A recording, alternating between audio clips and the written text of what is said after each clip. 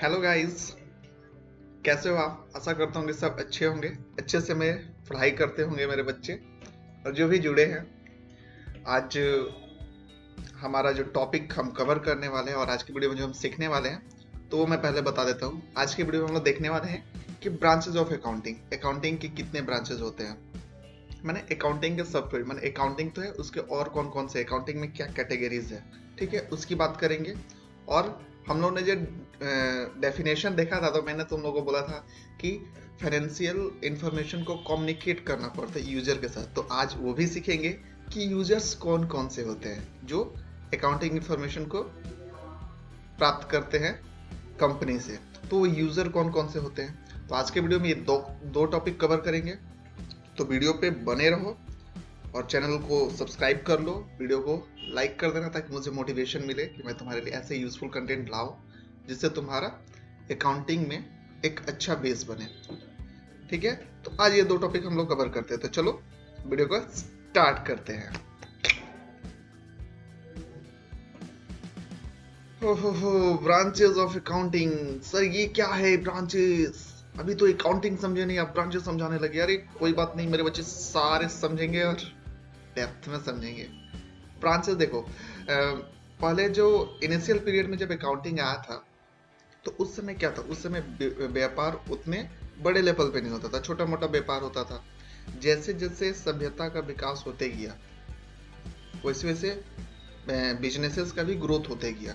पहले अगर देखोगे, पहले होता था अकाउंटिंग मतलब क्या, मैनुअल होता था, लिख के होता था, लेकिन अब कंप्यूटराइज अकाउंटिंग हो रहा। तो सिचुएशन के अकॉर्डिंग अकाउंट में भी जो जो परिवर्तन आया उसके हिसाब से ही सब फील्ड बना अकाउंटिंग में। पहले फिनांस पे ज़्यादा जोर दिया जाता था, तो पहले सिर्फ फिनेंशियल अकाउंटिंग सबसे पहले था। उसके बाद cost accounting, management accounting, human resource accounting, मतलब जो भी चीज़ तुम सोच सकते हो जिसको हमको क्वालिटी में अच्छा इंप्रूव करना है उसका अकाउंटिंग होता है। एचआर का होता है, पॉल्यूशन, हर चीज़ का अकाउंटिंग होता है।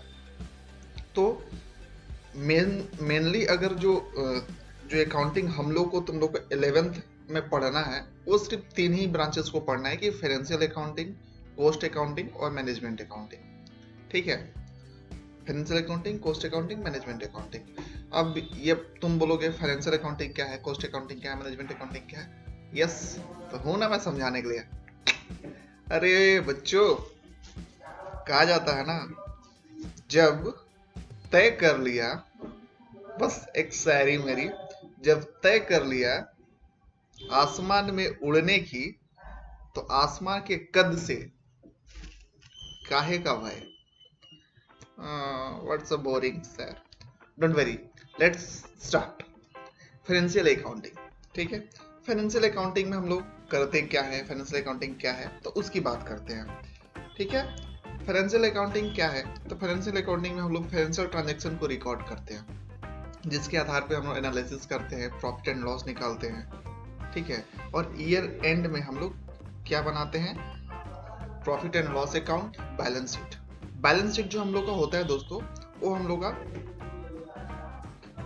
हम लोग का कंपनी का पूरा चिट्टा होता है, जिसमें मालूम, अगर तुम एक समय ऐसा आएगा जब तुम किसी कंपनी का बैलेंस शीट देख के बता सकते हो कि ये कंपनी आगे ग्रो करेगी या फ्यूचर में बंद हो जाएगी। ठीक है, तो इस मतलब एक बोला जाता है ना कि balance sheet is a indicator of the company, what कैसे कंपनी परफॉर्म कर रही है, वो बैलेंस शीट से देख के पता चल जाता है। जो चार्टर्ड अकाउंटेंट होते हैं क्या करते हैं, बैलेंस शीट देख के बता देंगे कि हाँ कंपनी में क्या चल रहा है, क्या नहीं चल रहा है। जैसे बोला जाता है ना, मैं तुम्हारी चाल देख के, मैं तुम्हारा बॉडी लैंग्वेज देख के तुमको जज कर सकता हूँ कि तुम क्या करोगे, तुम कैसे चलोगे, क्या करोगे फ्यूचर में। तो फाइनेंशियल अकाउंटिंग में मेरे बच्चे सिर्फ इतने समझे कि फाइनेंस से रिलेटेड जो भी काम होती है वो फाइनेंशियल अकाउंटिंग होती है। फाइनेंस से रिलेटेड जो भी काम होती है वो फाइनेंशियल अकाउंटिंग का पार्ट बनता है। ठीक है, अगर कोई डाउट हो तो मुझे जरूर कमेंट कर लेना। ठीक है, सिंपल सा फाइनेंशियल अकाउंटिंग में अपन यही करते हैं कि फाइनेंशियल ट्रांजैक्शन को रिकॉर्ड करते हैं, उस रिकॉर्डेड ट्रांजैक्शन का एनालिसिस करते हैं, इंटरप्रिटेशन निकालते हैं, और उसी के आधार पे हम ऑर्गेनाइजेशन का प्रॉफिट एंड लॉस निकालते हैं, उसका ट्रायल उसका प्रॉफिट उसका P&L अकाउंट बनाते हैं, उसका बैलेंस शीट बनाते हैं और उसी के आधार पर उसका एनुअल रिपोर्ट भी बनता है। तो फाइनेंशियल अकाउंटिंग नाम में ही है फिनेंशियल, जो कि फिनांस की बात करता है। फाइनेंशियल अकाउंटिंग माने फिनांस की बात करता है। नेक्स्ट जो हम लोग का है वो है कॉस्ट अकाउंटिंग। आप बोलोगे कॉस्ट अकाउंटिंग को क्यों जरूरत पड़ा? देखो, बिजनेस का जैसे जैसे ग्रोथ हुआ तो मान के चलो एक कंपनी एक प्रोडक्ट बनाती है, तो उसमें कॉस्ट तो इंकर्ड होता है, तो कॉस्ट वेरियस स्टेजेस पे इंकर्ड होता है। तो देखा गया कि अगर कॉस्ट अकाउंटिंग किया जाए तो ही तो एक सही दाम का पता चलेगा, सही प्राइस का पता चलेगा। मान के चलो एक एग्जाम्पल, जैसे एक पेन ही हम लोग पेन मैन्युफैक्चरिंग कंपनी है, तो पेन के लिए जो जो मटेरियल खरीद रही है उस पर कितना इलेक्ट्रिसिटी कंज्यूम हो रहा, उस पर कितना लेबर कंज्यूम हो रहा, तो ये सब जो खर्चा है उसको एलोकेट करके लिखना, और ताकि सेलिंग प्राइस का पता चले। ठीक है, कि मेरा जो किसी प्रोडक्ट को बनाने में कितना कॉस्ट लगा और उसमें मैं कितना प्रॉफिट ऐड कर पाऊंगा तभी ना। क्योंकि देखो, कॉस्ट मेरे को कम से कम करूंगा, क्योंकि मार्केट में क्या है, मार्केट में कंपटीशन भी तो है। मान लो मैं भी पेन बेचता हूँ, तुम भी पेन बेचते हो, जो पेन तुम बेचते हो 2 रुपया में, वही पेन मैं 1 रुपया 75 पैसा में बेचूं तो मेरा सेल ज्यादा होगा। अगर मैं जो क्वालिटी तुम्हारा है सॉरी, जो क्वालिटी तुम्हारा है वही क्वालिटी अगर मेरा भी है, सेम पेन है, तो लोग तो 25 पैसा या 10 पैसा कम जो है वही लेंगे, वही प्रेफर करेंगे। तो इसी को हम लोग किस में कंट्रोल करते हैं? कॉस्ट अकाउंटिंग में। कॉस्ट अकाउंटिंग हमें ये डिसीजन लेने में हेल्प करता है कि आप कॉस्ट को कैसे कम से कम करके अधिक से अधिक प्रोडक्शन कर सकते हैं और प्रॉफिट मार्जिन अर्न कर सकते हैं। तो बेसिकली कॉस्ट अकाउंटिंग कॉस्ट का अकाउंटिंग करता है कि एक प्रोडक्ट को बनाने में क्या कॉस्ट लगा है, ये सिर्फ उस पे मेजर करता है। तो कॉस्ट अकाउंटिंग का कॉन्सेप्ट भी तुमको क्लियर हुआ होगा। कोई डाउट हो तो बेहिचक मुझे अपना क्वेरी भेज सकते हो इंस्टाग्राम पे, या फिर कमेंट सेक्शन में कमेंट कर सकते हो। ठीक है, कोई भी चाप लेने की जरूरत नहीं है। कॉस्ट अकाउंटिंग मतलब कंपनी में जो भी प्रोडक्ट को बनाने में जो भी खर्चे लगे, उन खर्चों को रिकॉर्ड करने के लिए जिस अकाउंटिंग का इस्तेमाल किया जाता है उसे कॉस्ट अकाउंटिंग कहते हैं। ठीक है, अब आगे बढ़ते हैं, बात करते हैं मैनेजमेंट अकाउंटिंग। मैनेजमेंट नाम में ही है मैनेजमेंट, वैसा अकाउंटिंग जो मैनेजमेंट के लिए किया जाता है। तो मैनेजमेंट कैसा अकाउंटिंग करेगा? मैनेजमेंट वो अकाउंटिंग करेगा डिसीजंस मेकिंग मैनेजमेंट लेता है। मैनेजमेंट डिसीजंस मेकिंग, जो भी डिसीजंस पावर होते हैं मैनेजमेंट के हाथ में होते हैं। कौन सा प्रोडक्ट को चलाना है, कौन सा प्रोडक्ट को बंद करना है, ठीक है, कौन सा डिसीजन काम करेगा, किस प्रोजेक्ट पे काम करना है, किस प्रोजेक्ट पे काम नहीं करना है। तो ये सब मैनेजमेंट अकाउंटिंग के थ्रू ही पता चलता है। ये एक ऐसा अकाउंटिंग है जो डिसीजंस मेकिंग में हेल्प करता है, जो कि हम लोग पहले ही बात किए थे। अकाउंटिंग क्या है? एक जो असिस्ट द मैनेजमेंट, तो मैनेजमेंट को जो असिस्ट करने के लिए, तो इसमें होता है बेसिकली ये है मैनेजमेंट अकाउंटिंग में। बड़ा मस्त है ये मैनेजमेंट अकाउंटिंग, इसमें रेशियो एनालिसिस जबरदस्त होता है बच्चों।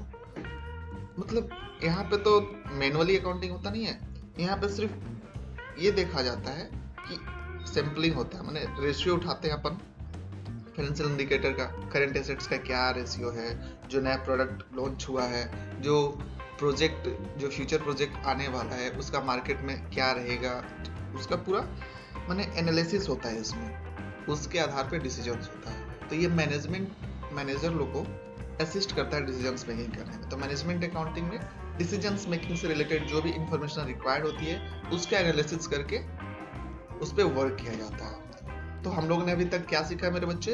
फाइनेंशियल अकाउंटिंग क्या है, कॉस्ट अकाउंटिंग क्या है और मैनेजमेंट अकाउंटिंग क्या है। ठीक है, आई होप ये तुम लोगों को समझ में आया होगा। अगर कोई डाउट हो तो जरूर तुम क्वेरी मुझे भेज सकते हो, कोई एकदम चाप लेने की जरूरत नहीं है। हो सकती है धीरे धीरे जैसे जैसे क्लास आगे बढ़ेगी तुम्हारे कॉन्सेप्ट क्लियर होते जाएंगे, क्योंकि कोई भी चीज जब हम लोग नया पढ़ते हैं तो बिल्कुल स्क्रैच से उसको शुरू करना पड़ता है। तो यहाँ पे जो टर्म है, ठीक है, तो इसको तो धीरे धीरे चल के तुम्हारे समझ में सब कुछ आने लगेगा। तो डोंट वेरी, स्टे हैप्पी। चलो आगे बढ़ते हैं। अब बात करते हैं ये यूजर्स ऑफ अकाउंटिंग इंफॉर्मेशन। ये यूजर लोग कौन है सर? बहुत सुना यूजर यूजर यूजर यूजर लोग है कौन, बताइए तो हमको। देखो यूजर दो तरह के होते हैं, internal and external users. Internal user जो होते हैं, जो कंपनी जो ऑर्गेनाइजेशन के अंदर होते हैं, मतलब जो डे टू डे में होते हैं, तो उसमें कौन कौन आते हैं, उसमें ऑनर जो होता है वो आते हैं। उसके बाद मैनेजमेंट आती है, मैनेजमेंट के बाद एम्प्लॉइज, ये इंटरनल यूजर है। जो फाइनेंशियल अकाउंटिंग में जो हम लोग इंफॉर्मेशन प्रोवाइड करते हैं वो ये असिस्ट करते हैं। देखो ऑनर देखता है तो ऑनर देख के उससे मोटिवेट होता है, और अगर देखता है कि कहाँ कमियां हैं उसको दूर करता है। क्योंकि फाइनेंशियल रिपोर्ट जो बनता है उसमें तो हर चीज को इंडिकेट किया जाता है, हर सेक्टर को इंडिकेट किया जाता है, हर उसमें मान लीजिए चलो जितना है, जैसे एक कंपनी में कैटेगरी बनाया जाता है तो सारे कैटेगरी को फाइनेंशियल रिपोर्ट में मेंशन किया जाता है कि हाँ यहाँ पे कमी है, इसको अगर आप ऐसे सुधारिएगा तो ये और अच्छा हो सकता है। मैनेजमेंट को डिसीजंस लेने में हेल्प करता है। एम्प्लॉय इसलिए देखता है कि अरे भाई कंपनी प्रॉफिट कमा रहा कि नहीं, प्रॉफिट कमाएगा तभी तो बोनस मांगेंगे, नहीं तो मालूम चलेगा प्रॉफिट कमा लिया हम लोग को बोनस दिया नहीं। तो इसलिए ये लोग भी देखते हैं, क्योंकि सबका ही था, इनको भी मोटिवेशन मिलता है कि हाँ, उससे इनको भी पता चलता है कि हमारी कंपनी चलेगी या नहीं चलेगी। जॉब का खतरा, इंडिया में ऐसे अनएम्प्लॉयमेंट कितना है तो हम लोग को पता है। उसके बात करते हैं एक्सटर्नल यूजर की। अब एक्सटर्नल यूजर जो है, एक्सटर्नल यूजर में आता है बैंक एंड फाइनेंशियल इंस्टीट्यूशन। देखो कंपनी जब बिजनेस करती है तो कंपनी के पास तो उतना पैसा नहीं होता है, किसी भी इंसान के पास एक सर्टेन अमाउंट तक ही रहता है। तो वो बैंक या फाइनेंशियल इंस्टीट्यूशन से, जैसे बैंक हो गया, नॉन बैंकिंग फाइनेंस, जो फाइनेंस करते हैं, जो पैसा लगाते हैं, तो उनसे लोन लेती है। तो जो लोन ली है तो वो लोग भी तो जानेंगे ना कि हाँ भाई कंपनी का परफॉर्मेंस कैसा है, कंपनी कहीं लॉस मेकिंग नहीं है ना, कहीं हमारा पैसा डूब नहीं ना जाएगा जो उसको दिए हैं। तो वो लोग भी फाइनेंशियल इंफॉर्मेशन को असिस्ट करते हैं। उसके बाद इन्वेस्टर जिसका पैसा लगा है कंपनी में, वो भी भाई जानना चाहेगा, क्योंकि वो डे टू डे कंपनी की एक्टिविटी में शामिल नहीं होता, तो उसको पता है कैसे चलेगा। तो वो फाइनेंशियल इंफॉर्मेशन को उसके साथ कम्युनिकेट किया जाता है। ये एक्सटर्नल यूजर्स है। उसके बाद क्रेडिटर्स। क्रेडिटर्स मतलब, क्रेडिटर उसको बोलते हैं दोस्तों जिससे हम लोग उधार पे माल खरीदते हैं। कंपनी बहुत सारा माल उधार में खरीदती है, ठीक है, उधार में खरीदती है। तो जरा सोचो, तुम वैसा कंपनी को अपना माल बेचोगे, तुम ही एक सेलर हो, ठीक है, तुम रॉ मटेरियल बेचते हो कंपनी को, तुम उस कंपनी को माल दोगे जो कंपनी लॉस मेकिंग में जा रही है और जिसका लग रहा है कि आने वाला समय इंसॉल्वेंसी हो जाएगी। Insolvency in the sense, insolvency का मतलब होता है कि कंपनी बंद हो जाएगी, तो तुम उसको माल तो नहीं दोगे। तो इसके लिए वो भी देखता है कि हाँ भैया जिसके साथ जुड़े उसका कैसा इमेज है मार्केट में, ठीक है।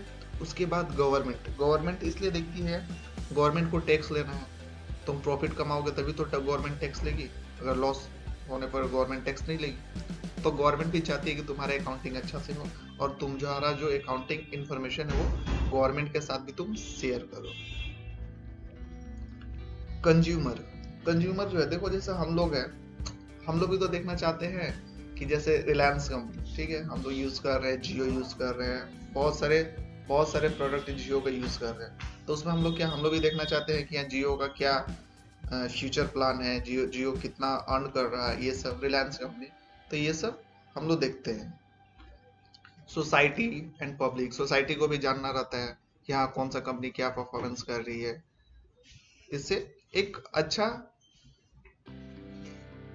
थॉट्स प्रोसेस जो होता है बनता है, ताकि उस कंपनी के रिगार्डिंग। उसके बाद रिसर्चर लोग जो होते हैं वो रिसर्च करते हैं इस कंपनी के डाटा से, उस कंपनी के डाटा से कंपैरेटिव स्टडी करते हैं, कौन कंपनी ग्रोथ कर रही है, कौन कंपनी क्या कर रही है। तो ये सब हम लोग इस चीज में ये लोग करते हैं। तो हम लोगों ने क्या देखा कि यूजर्स ऑफ अकाउंटिंग कौन कौन है। तो यूजर्स ऑफ अकाउंटिंग दो है, एक इंटरनल यूजर है, एक एक्सटर्नल यूजर है। इंटरनल यूजर में कौन कौन आते हैं, ऑनर, मैनेजमेंट, एम्प्लॉय, जो कंपनी के अंदर है। एक्सटर्नल जो कंपनी के बाहर है, जिनका कंपनी में कोई डे टू डे एक्टिविटी में कोई इन्वॉल्वमेंट नहीं है, ये सिर्फ बाहर आते हैं और बाहर से देखते हैं कि हाँ भैया कंपनी कैसा परफॉर्मेंस कर रही है, जो इनको अकाउंट्स के थ्रू मिलती है वर्ष के अंत में, क्वार्टरली में मिलते हैं। कंपनी क्वार्टरली भी अपना इशू करती है, तो उसमें इनको इंफॉर्मेशन का पता चलता है। तो आज के वीडियो में इतना ही। अगर वीडियो अच्छा लगा हो तो वीडियो को लाइक कर देना, चैनल को सब्सक्राइब कर लेना, तुम्हारे लाइक करने से हमें मोटिवेशन मिलता है, और बेल आइकन को हिट कर लेना। ताकि मैं जो भी वीडियो डालूं तुमको उसका अपडेट मिलता रहे। तो आज के वीडियो में इतना ही, मिलते हैं नेक्स्ट वीडियो में, तब तक के लिए बाय, टेक केयर।